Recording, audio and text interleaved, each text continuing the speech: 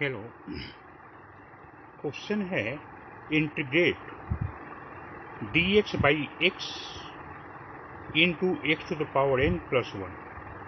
एक question NCERT से लिया गया है। तो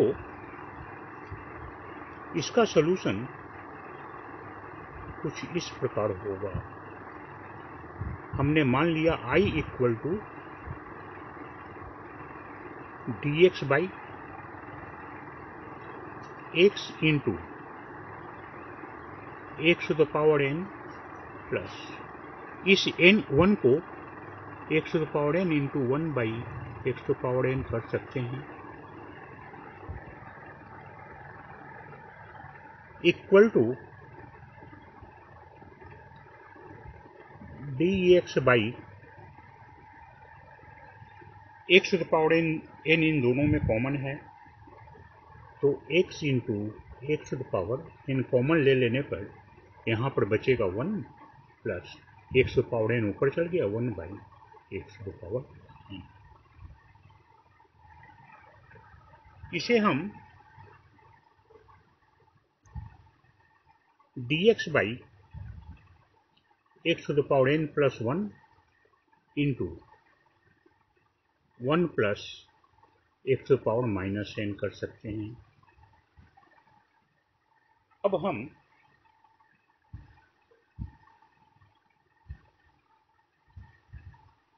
मान लेंगे कि t equal to 1 plus x to the power minus n है, तो dt बाई dx कितना होगा? 1 का differentiation 0 minus n x to the power n minus 1 minus n minus 1, यानी dt by dx equal to minus n into x to power minus n plus 1, यानी dt by dx equal to minus n by x to the power n plus 1 होगा, यानी dt by minus n equal to dx by x to the power n plus 1 होगा। अब यहाँ पर देखें, ये dx by x to the power n plus 1 इसकी value है dt बाई माइनस n, और इस टर्म को हमने पकड़ा था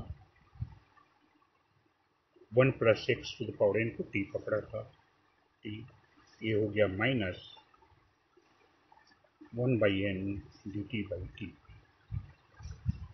यानी minus 1 by n log t plus c, है ना। इसको हम कर सकते हैं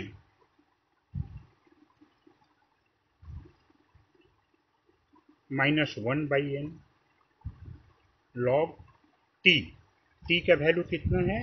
1 plus x to the power minus n है, 1 plus x to the power minus n है, यानी इतना प्लस c